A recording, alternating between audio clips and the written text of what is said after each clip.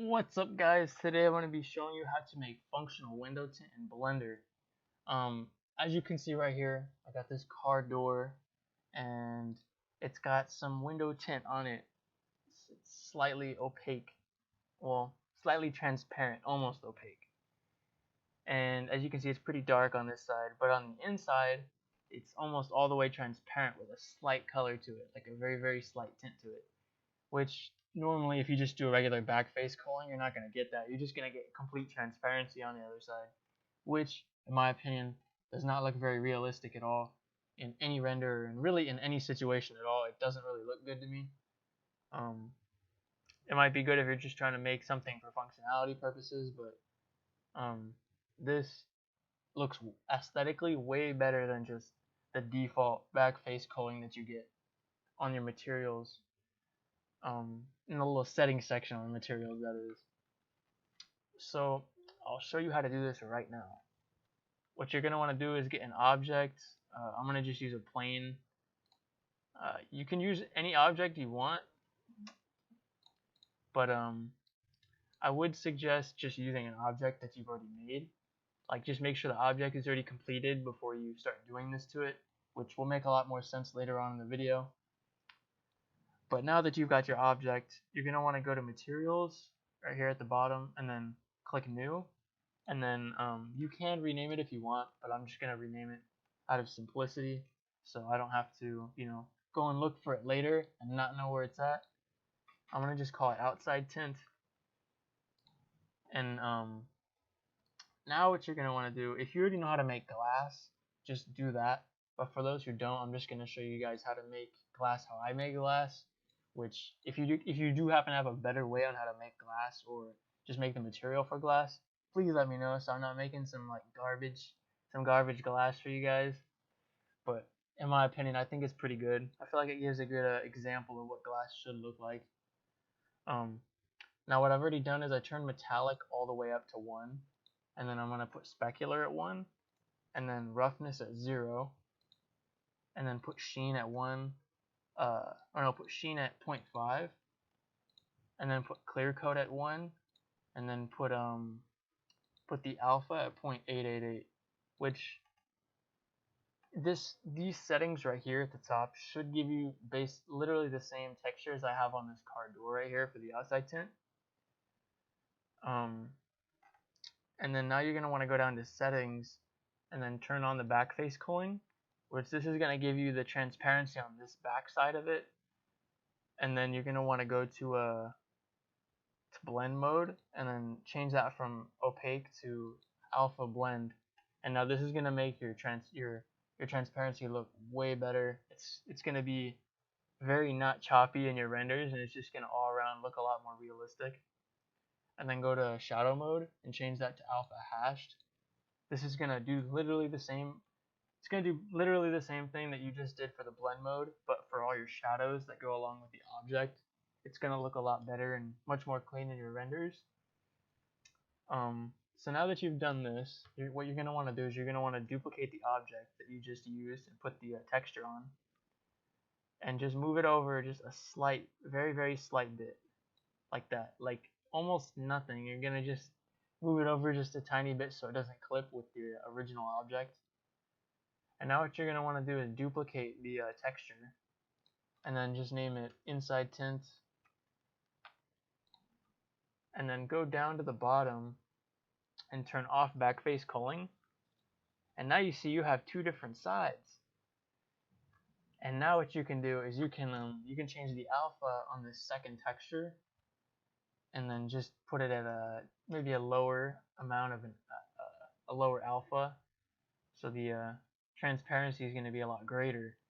And now you can see you have two different sides. You got a very transparent inside, and then you have a very dark outside on the tint. And then now what you can just do to make this easy on yourself, if you have to move the object around or whatever, is just click on both of them, click both of them, and then just press Ctrl J and just connect them together and make them one object. And now you should just be able to move it around however you want freely, very easily. And you can still edit both of the textures associated with it, and it won't affect anything in a negative way. Like, I'll just go to the outside tint, for example, and then I'll just make it all the way white, and then I'll make it purple, and I'll make it slightly darker purple, and then I'll turn the alpha up to 0.1, or I'll put it at 1, and now you see it's just basically a mirror, a purple mirror, but on the inside it's like still pretty clear, like it's literally the same thing as what it was before. So with this being said, you can put this on anything you want. You can put it on buildings, cars, trucks, motorcycles. There's literally no limit to what you can put this on. If something has a window and you want to put window tint on it, you can use this tutorial for that, and it'll work perfectly, and very it'll still look very good. Like, see, since we didn't really like move the second half of it very far from the initial one that we made on this little plane right here. You know, after we duplicated all that crap, moved it over, it's not gonna look bad. Like, if you're looking at it from this angle, it's just gonna look like a very, very thin glass pane, which in most cases that's pretty good. Unless you're making like bulletproof glass, you're probably gonna want it to be a little bit thicker, and you can actually do that. I'll show you how to do that real quick. What you're gonna want to do is just take a plane, right, and then take it like this. It's the same thing as you did before. Move it over, or it doesn't need to go down that far, but yeah, just move it over, tab, control, or just press E after you select everything, and then delete the face right here, and then select everything again, and then shift D, and then just slightly move it over, like almost nothing, and then press F, and then right click, and then separate, and then selection, and now you got the two different objects. You got the inside tint, and then you got the outside tint right here.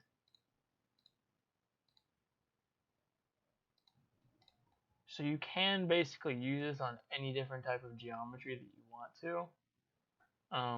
Although it is preferred that you just do it on a plane, because one, it's a low poly, and two, it'll just work better on most cars. Like, for example, with this animation right here, this would not work if I made a really thick window, because I wanted to animate this, well, not want to, but I did animate this car window to go up and down for the tutorial. And if I made it any thicker, it would just kind of poke out of the side right here. So that's kind of why I put this little trim piece right here, so it just doesn't stick out of the side of the car. But as you can see, now that you've completed this tutorial, you can make window tint and put it on whatever the fuck you want to put it on. If you liked the tutorial, leave a like. Subscribe if you feel so inclined to do so, because I should be making more tutorials very soon, mostly on like car related stuff. I might do some like gaming content, or like maybe it's just some other various contents, test the waters with some different things, but I'll just be mostly putting tutorials on here for how to make different things for cars in Blender, or like I'll maybe do some other things as well.